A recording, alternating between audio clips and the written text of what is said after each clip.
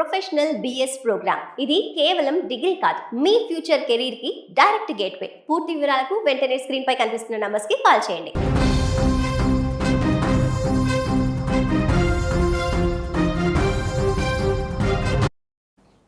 బతుకు తెరువు కోసం వేల కిలోమీటర్లు ప్రయాణిస్తున్న ఆ దంపతులకు ఆ ప్రయాణమే జీవితాంతం మర్చిపోలేని విషాదంగా మారింది. నవమాసాలు మోసిన తల్లి తన కవల బిడ్డలను ఒడిలోకి తీసుకుని మురిసిపోవాల్సిన సమయంలో పుట్టిన కొద్ది గంటల్లోనే వారిని శాశ్వతంగా కోల్పోయింది. ఆ తల్లిదండ్రుల కన్నీళ్లు అక్కడున్న ప్రతి ఒక్కరిని కంటతడి పెట్టించాయి. ఉపాధి కోసం కేరళకు వెళ్లిన ఓ పేద దంపతులు ప్రసవం కోసం సొంత ఊరికి బయలుదేరారు. కానీ రైలు ప్రయాణంలోనే మహిళకు పురిటి నొప్పులు రావడంతో తోటి మహిళా ప్రయాణికుల సహాయంతో కౌలలకు జన్మనిచ్చింది.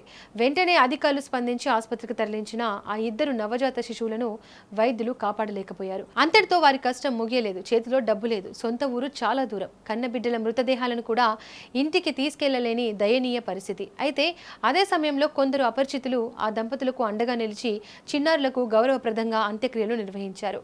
విధి ఎంత క్రూరమో మనిషిలో ఇంకా మానవత్వం ఎంత గొప్పగా బతికే ఉందో చూపించిన ఈ హృదయ విదారక ఘటన పూర్తి వివరాలు ఇప్పుడు తెలుసుకుందాం.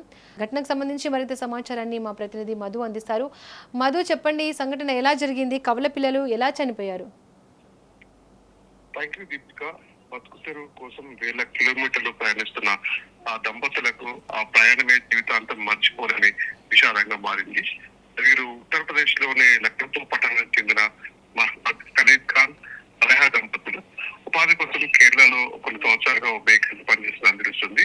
అయితే 8 నెలల గర్భిణైన సలహాను ప్రసవం కోసం స్వగ్రామానికి తీసుకెళ్తున్న క్రమంలో వీరు కేరళ నుంచి రత్నసాగర్ ఎక్స్ప్రెస్ లో వీరు ప్రయాణిస్తున్నారు.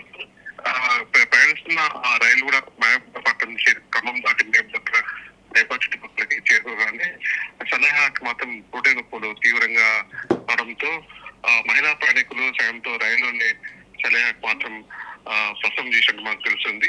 అయితే ఏదైతున్నారో ప్రసవం చేసినప్పుడు కూడా అందరికి కవల పిల్లలు పుట్టారని తెలుస్తుంది. అయితే ఈ కవల పిల్లలకి ఆరోగ్యం బాగాలేనప్పటికీ పక్కన ఉన్నటువంటి తోటి ప్రయాణికులు వెంటనే హాస్పిటల్లో చేర్పించండి అని చెప్పేసి ఒక సలహా ఇవ్వడంతో వాళ్ళు ఆ ట్రైన్లోనే మైబాద్ చేరుకొని అక్కడి నుంచి చుట్టుపక్కల వర్గాలకు ఉన్నటువంటి సమాచారంతో మైబాద్లోని ఒక ప్రాంతీయ ఆసుపత్రికి వెళ్ళారు. అక్కడ వెళ్ళిన నేపథ్యంలో కూడా వాళ్ళకి ట్యాంక్ కి చేరుకోలేకపోయేసరికి నవజాత శిశువులు కవల పిల్లలు ఇద్దరు వాళ్ళు మృత్యువాత పడ్డారు. అయితే మృత్యువాత పడడంతో వాళ్ళ చేతిలో కూడా ఒక చిల్లికి అవ్వలేదని తెలుస్తుంది. ఎవరిని ఆర్థికంగా ఎవరిని అడగాలి, ఎవరిని సాయం చేయాలని చెప్పి దీర్ఘంగా ఉన్న ఆ పరిస్థితులు మాత్రం వాళ్ళకి సంబంధించిన ఆ తల్లిదండ్రులు మాత్రం కన్నీరు ముందరగా మాత్రం వినిపించిన తీరు అక్కడ ఉన్నటువంటి స్థానికమైన పక్కన ఉన్నటువంటి రోగులు మాత్రం ఆ రోగులు కూడా కంటతడి పెట్టిన సందర్భాలు కూడా అందరినీ కలిసి విషయం తెలిసింది. అయితే ఆ చనిపోయిన వాళ్ళని కూడా సొంత గ్రామమైన స్వగ్రామానికి తీసుకెళ్లిన దీని పరిస్థితి నెలకొనడంతో దిక్కుచూతని స్థితిలో ఉన్నటువంటి ఆ దంపతులు స్థానిక ముస్లిం బిడ్డలు ఏమంటున్నారో సంబంధించినటువంటి అల్లన్సార్ యూత్ మరియు మైబాద్ లో ఉన్నటువంటి కంకర్ బోర్డు ముస్లిం యూత్ సభ్యులు ఆ దంపతులకు మాత్రం అండగా నిలిచారని తెలుస్తుంది.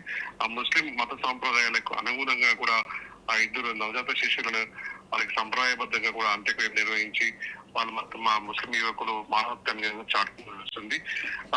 అంటే ఇంక ఇవి చేసిన ఈ పనికి మానవత్వం ఇంకా సజీవంగానే ఉందని మాత్రం మనకి తెలుస్తుంది. ఇలాంటి ఘటనలు కూడా అందరినీ కలిసి వేస్తున్నాయి. అందరూ కూడా ఎవరైతే ఆ నవజాత శిశువులని కన్నం చేసి అంత్యక్రియకి వెళ్ళిన క్రమంలో కూడా ముస్లిం మాత పిల్లలు కూడా కన్నీరు ముందుగా వినిపించిన పరిస్థితి కూడా అందరినీ కలిసి వేసిన పరిస్థితి ఉంది. దీపిక, మధు, ఘటనకు సంబంధించి అటు రైల్వే సిబ్బంది ఏమైనా స్పందించారా? ఏమంటున్నారు? యాక్చువల్ గా ఈ విషయం పైన రైల్వే సిబ్బంది కూడా వీళ్ళకి ఎలాంటి సమయం లేదు. ఎందుకంటే వాళ్ళే ట్రైన్ దిగేసి వాళ్ళకి మెరుగైన వైద్యం కోసం ఆ పిల్లల్ని బతికించుకోవడం కోసం ఆ రైలు దిగి వాళ్ళు వెళ్ళారు. అంటే దీనికి రైల్వే సిబ్బంది కూడా ఎటువంటి సంబంధం, ఎందుకంటే వాళ్ళు రైల్లో నుంచి దిగి వాళ్ళు వెళ్ళిపోయారు కాబట్టి రైలుకి సిబ్బందికి ఎలాంటి సంబంధం అయితే లేదు. ఇక ముఖ్యంగా అయితే వాళ్ళ ప్రాణాలను కాపాడుకొని పిల్లలకి ప్రాణాలు ముఖ్యమని చెప్పేసి వాళ్ళు ఉంటున్నారు. రైలు దిగి మైబాద్లోని ఎయిర్ ఆసుపత్రికి చేరుకున్నారు. ఆ చేరుకున్న నేపథ్యంలోనే అప్పటికే ఇద్దరు పిల్లలు కూడా అంటే అనారోగ్యం పాలై చిన్న చిన్న సమస్యలు వాళ్ళు చనిపోవడం మృత్యు పడ్డారు. అయితే అక్కడ ఉన్నటువంటి మత పెద్దలు దాన్ని గుర్తించి వాళ్ళు అన్ని విధాలుగా వాళ్ళకి ముందుబడి అన్ని సపరీలు మాత్రం వాళ్ళు చేశారు.